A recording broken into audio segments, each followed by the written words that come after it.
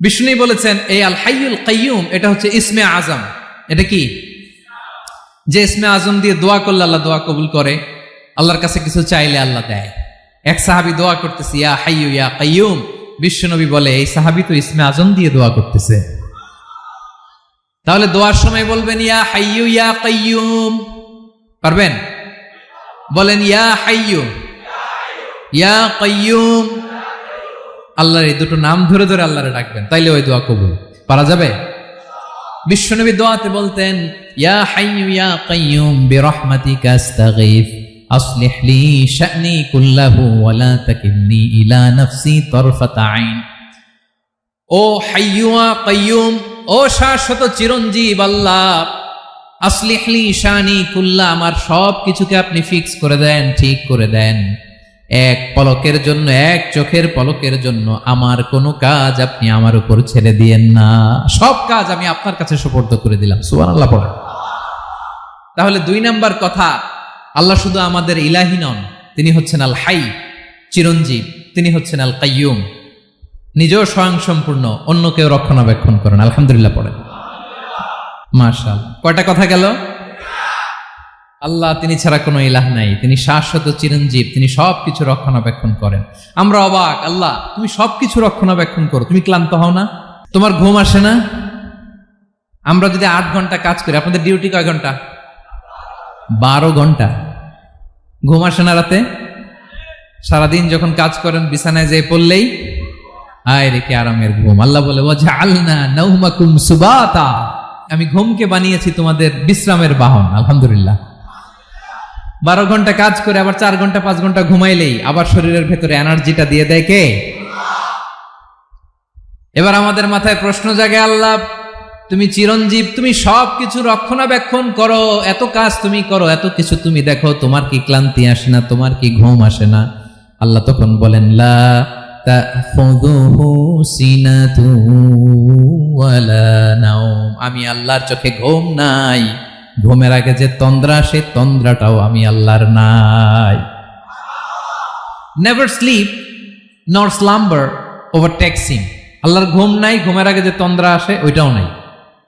একটা হচ্ছে গভীর ঘুম, এটার বলে নাওম, আর একটা হলো সিনা, বৈশা আছি গাড়িতে ঝিমাইতেছেন, এরকম হয় না? পুরা ঘুমটা এখনো আসে নাই, কিন্তু একটু ঝিমুনি ঝিমুনি ভাব। আল্লাহ বলে ঘুম তো আমি আল্লাহর নাই, ঘুমের আগে যে ঝিমানি আসে ওই ঝিমানিটাও নাই।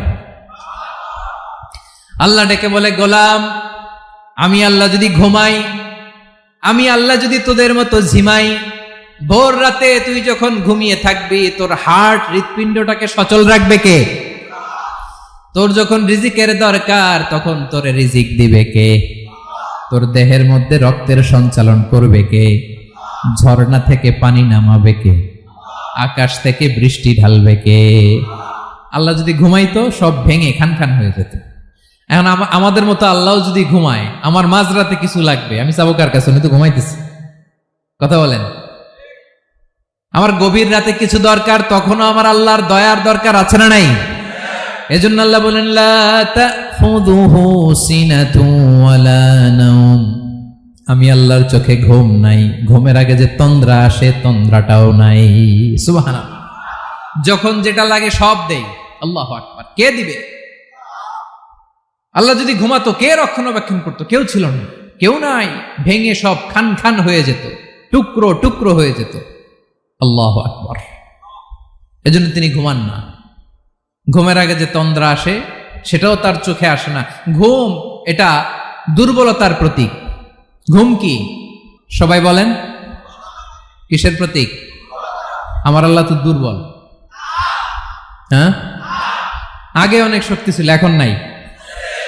হ্যাঁ, যে ফেরাউনকে 1 থাপ্পড় মেরে সাগরে ডুবাইছে, আছে ওই ক্ষমতা আল্লাহর? যে নমরুদকে ল্যাংড়া মশা দিয়ে দুনিয়া থেকে শেষ করে দিয়েছে, ওই আল্লাহর ক্ষমতা আজও আছে না নাই? আজও আছে, আজও আছে। ঘুম হচ্ছে দুর্বলতার প্রতীক। আল্লাহর ঘুম নাই। আল্লাহ যদি ঘুমায়, সূর্যের সাথে চন্দ্র লেগে, একটার সাথে আরেকটা লেগে সব খান খান হয়ে যাবে। ঠিক কিনা বলেন? তাহলে 3 নাম্বার কথা হচ্ছে আল্লাহর ঘুমে ধরে না। কি ধরে না? কিন্তু তন্দ্রা ধরে নাকি? ঝিমানি ঝিমানি আসে। ঘুম নাই, ঘুমের আগে যে তন্দ্রা আছে তন্দ্রাও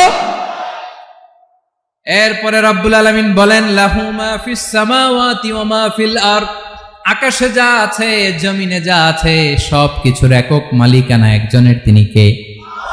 আওয়াজ করে বলেন, আকাশে যা আছে সবকিছুর মালিক কে? তো জমিনে যা আছে এগুলোর মালিক কে? এ দুয়ের মাঝখানে যা আছে এগুলোর মালিক কে?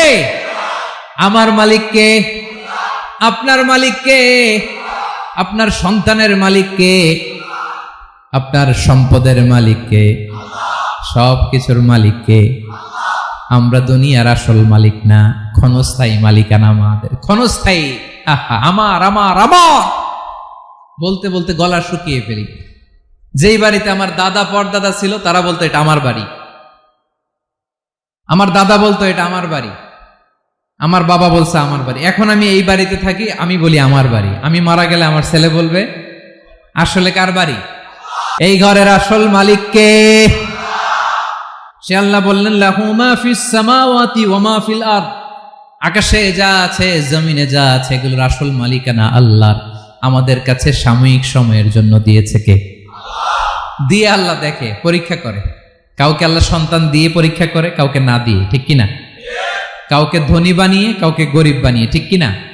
কাউকে সাদা বানিয়ে কাউকে কালো বানিয়ে, ঠিক কিনা? কাউকে ক্ষমতাশীল বানিয়ে কাউকে দরিদ্র বানিয়ে, ঠিক কিনা বলেন? সবটাই পরীক্ষা, যে যে অবস্থায় আছে এটা পরীক্ষা। আল্লাহ দেখে কোন অবস্থায় থেকে আমরা কি করি। কিন্তু আসল মালিকানা কার? ক্ষণস্থায়ী বাড়ির মালিক, ক্ষণস্থায়ী গাড়ির মালিক। বস্তা বস্তা টাকা পেয়ে মনে করবেন না এটার মালিক আমি। আজ আছি কাল, আজ মরলে কালকে। আহা, এই তো দুনিয়া। লাহু মা ফিস সামাওয়াতি ওয়া মা ফিল আরদ, যা আছে তিনি মালিক। এজন্য আমার আমার কম বলবেন।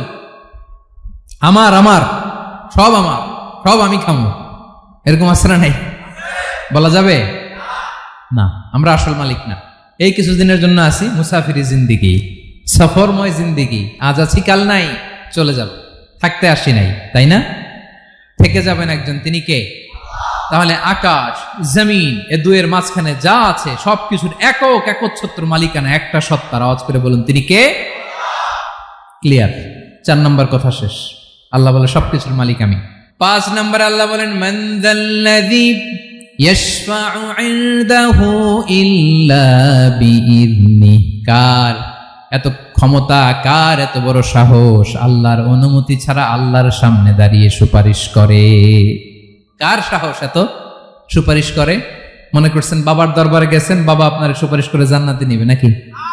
আরে বাবার খবর কি হবে ওটাই তো বাবা জানে না। কথা বলেন।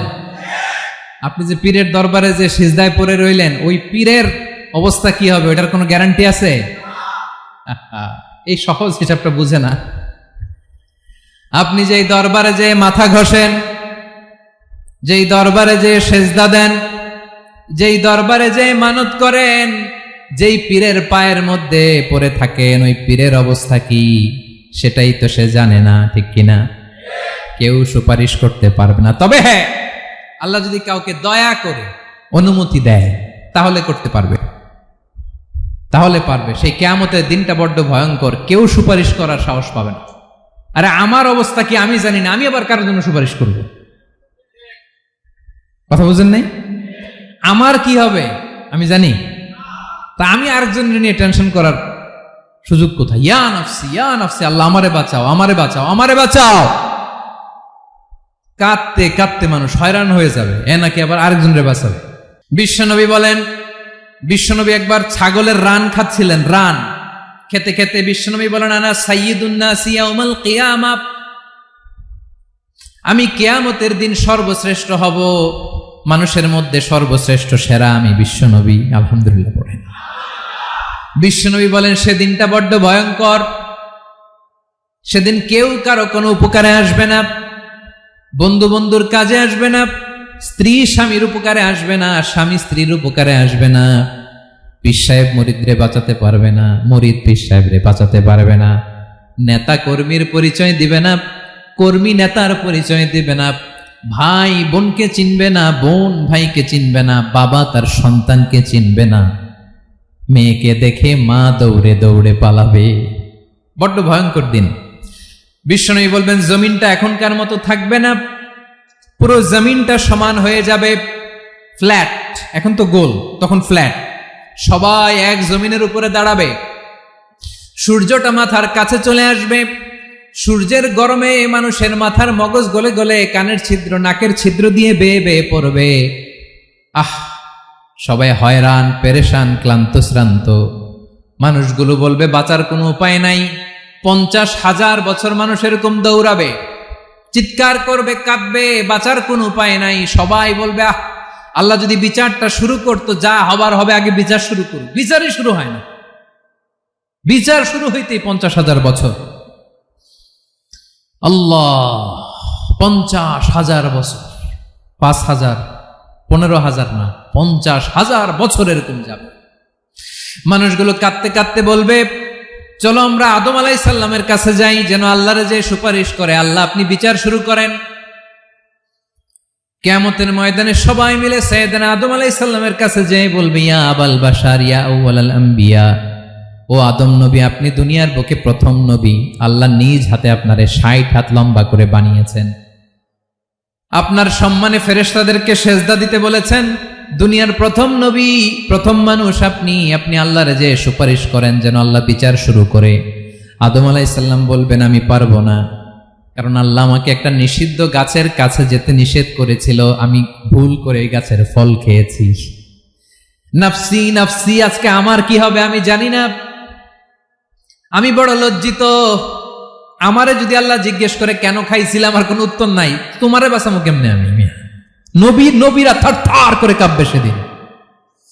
আদম আলাইহিস সালাম বলবেন আমি পারবো না, মাফ করো আমাকে, আমি পারবো না। ওই যে ভুল করে গন্ধম খেয়ে ফেলেছি, নিষিদ্ধ গাছের ফল খেয়ে ফেলেছে, আমি বড় লজ্জিত, অনুতপ্ত, আমি পারবো না। আজকে আল্লাহ এত রাগান্বিত হয়েছে, আগে কখনো আল্লাহ এত রাগান্বিত হয় নাই, ভবিষ্যতেও আল্লাহ কখনো এত রাগান্বিত হবে না। আমি পারবো না। এক কাজ করো, তোমরা নূহ আলাইহিস সালামের কাছে যাও। কোন নবী? লোকেরা এবার পাগলের মতো দৌড়াতে দৌড়াতে আল্লাহর নবী নূহ আলাইহিস সালামের কাছে যেয়ে বলবে ইয়া নবী আল্লাহ নূহ, আনতা আউয়ালুর রুসুলি ফিল আরদ, আপনি জমিনে প্রথম রাসূল। আদম আলাইহিস সালাম নবী ছিলেন, রাসূল ছিলেন না। এই দুনিয়ার বুকে প্রথম রাসূল ছিলেন আল্লাহর নবী নূহ আলাইহিস সালাম। সবাই বলবে ও নবী আল্লাহ নূহ, রাসূল আল্লাহ নূহ, আল্লাহ আপনাকে আবদান শাকুরা, শুকরগুজার বান্দা বলে কোরআনে বলেছে। কোরআনে নূহ আলাইহিস সালামের নামেও সূরা আছে না নাই? আপনি আল্লাহর প্রিয় বান্দা, প্রিয় রাসূল। দেখেন আমাদের কি দশা, ঘামতে ঘামতে শেষ।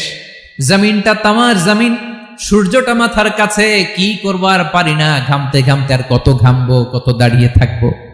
আল্লাহরে যে বলেন বিচার যেন শুরু করে। নূহ আলাইহিস সালাম বলবেন আমিও পারবো না, আমিও পারবো না। আমি আমার ছেলের জন্য কথা বলে ভুল করে ফেলছি। যখন মহাপ্লাবন হবে আমি বললাম আল্লাহ আমার কলিজার টুকরা সন্তান রে বাঁচান। আল্লাহ বললেন ও নূহ, সে তোমার সন্তান না, কারণ সে ঈমান আনে নাই, সে পাহাড়ের উপর দাঁড়িয়েছে, দেখি কেমনে সে বাঁচে। ওই যে আমি একটা না বুঝে আবদার করেছি, আল্লাহ আমার উপর রেগে গিয়েছিলেন। আজকে আল্লাহ ওই ব্যাপারে যদি আমারে প্রশ্ন করে, আমার কোনো জবাব নাই, আমি পারবো না, মাফ করো। তোমরা সবাই মিলে আল্লাহর খালিল ইব্রাহিম আলাইহিস সালামের কাছে যাও। লোকগুলো পাগলের মতো খুঁজতে আরম্ভ করবে, অযুত লক্ষ নিযুত কোটি মানুষের ভিড়ে আল্লাহর খালিল ইব্রাহিমকে যে বলবে ইয়া খালিলুল্লাহ, ও আল্লাহর খালিল, আল্লাহ আপনাকে বড্ড ভালোবেসেছেন, আপনি কাবা বানিয়েছেন, আল্লাহ আপনাকে বড্ড পছন্দ করেন। দেখেন আমাদের কি অবস্থা। আপনি যে আল্লাহর কাছে সুপারিশ করেন যেন আল্লাহ আজকে বিচার শুরু করে। আল্লাহর নবী ইব্রাহিম বলবেন আমিও পারবো না, আমি আমার জীবদ্দশায় 3টা মিথ্যা বলেছি। কয়টা? আসলে মিথ্যা না, একটু টুইস্ট করে, কৌশল করে কথা বলেছিলেন, ওইটাকে হাদিসে মিথ্যা বলা হয়েছে। আমি জীবনে 3টা মিথ্যা বলেছি, জীবন বাঁচানোর তাগিদে কৌশল করে 3টা কথা বলেছি। আজকের এই কঠিন ময়দানে আল্লাহ যদি ওই 3টা কথার ব্যাপারে জিজ্ঞেস করে, লজ্জায় আমি মাথা দেখাতে পারবো না, আমিও পারবো না, আমিও পারবো না। আজকে আল্লাহ এত রেগে আছে, আগে কখনো এত রাগে নাই, পরেও রাখবে না। তোমরা সবাই মিলে বনি ইসরাইলের নবী মূসা আলাইহিস সালামের কাছে যাও। সবাই এবার যাবে মূসা আলাইহিস সালামের কাছে, যেয়ে বলবে ইয়া নবী আল্লাহ মূসা, আপনি ছিলেন কালিমুল্লাহ, আল্লাহর সাথে সরাসরি কথা বলতেন। রব্বুল আলামিন আপনাকে তাওরাত কিতাব দিয়েছেন, আপনি যে একটু সুপারিশ করেন। আল্লাহর নবী মূসা বলবেন মাফ করো, আমিও পারবো না, আমি দুনিয়ার বুকে ভুল করে একটা মানুষকে মেরে ফেলেছি। আমি মারছিলাম আদব শিক্ষা দেওয়ার জন্য এক থাপ্পড়, এই থাপ্পড়ে যে ওই লোক মরেই যাবে আমি জানতাম না। আজকে আল্লাহ যদি জিজ্ঞেস করে কেন মারলা, জবাব আছে? ওই লজ্জায় আমি অনুতপ্ত, আমি পারবো না, আমার এই কথা বলো না, আজকে আল্লাহ বড্ড রেগে আছে, আমি পারবো না, তোমরা আল্লাহর নবী ঈসা আলাইহিস সালামের কাছে যাও। কিয়ামতের ময়দানে মানুষগুলো পাগল পাড়া হয়ে আল্লাহর নবী ঈসা আলাইহিস সালামের কাছে যাবে, যে বলবে নবী ঈসা আপনি রূহুল্লাহ, বাবা ছাড়া আল্লাহ আপনাকে বানিয়েছেন, ইনজিল কিতাব দিয়েছেন, মৃত মানুষকে আপনি জীবিত করতে পারতেন, আজকের এই কঠিন বিপদের দিনে আপনি আমাদের সাহায্য করেন। আল্লাহর কাছে যে বলেন যেন বিচার শুরু করে। ঈসা আলাইহিস সালাম বলবেন আমিও পারবো না, ইন্নী উবিদতু মিন দুনিল্লাহ, আমার উম্মত খ্রিস্টানেরা আল্লাহরে বাদ দিয়ে আমি ঈসার ইবাদত করেছে।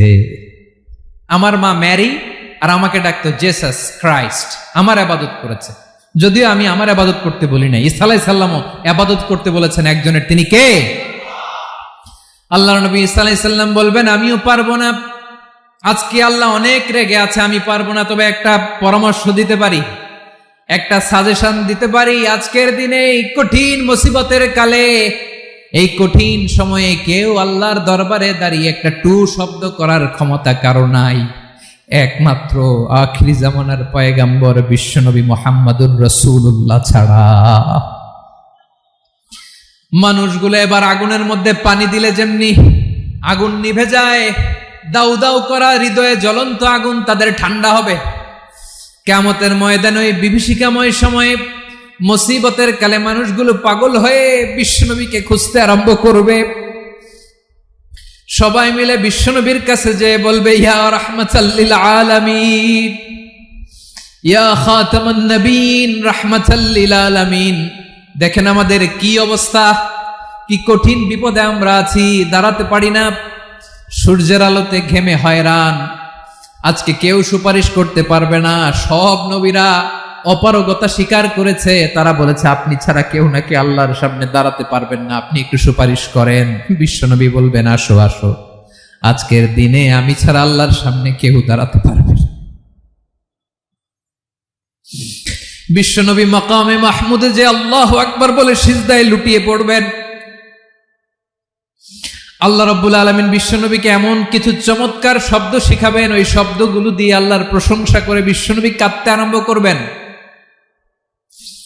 বিশ্বনবী এমন ভাবে অজর দ্বারায় সিজদায় লুটিয়ে পড়ে কাঁদবেন, রব্বুল আলামিনের রহমতের দরিয়ায় জোশ লেগে যাবে। রব্বুল আলামিন এই দৃশ্য থেকে সহ্য করতে পারবেন না। রব্বুল আলামিন বলবেন ইয়া মুহাম্মদ ইরফা রাসাক,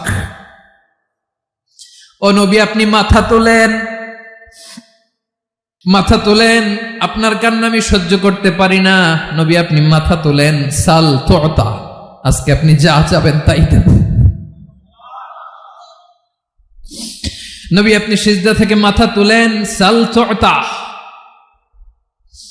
যা চাবেন তাই দেব। ওয়াশফা তুশাফা, যার জন্য সুপারিশ করবেন তার সুপারিশ কবুল করে নেব।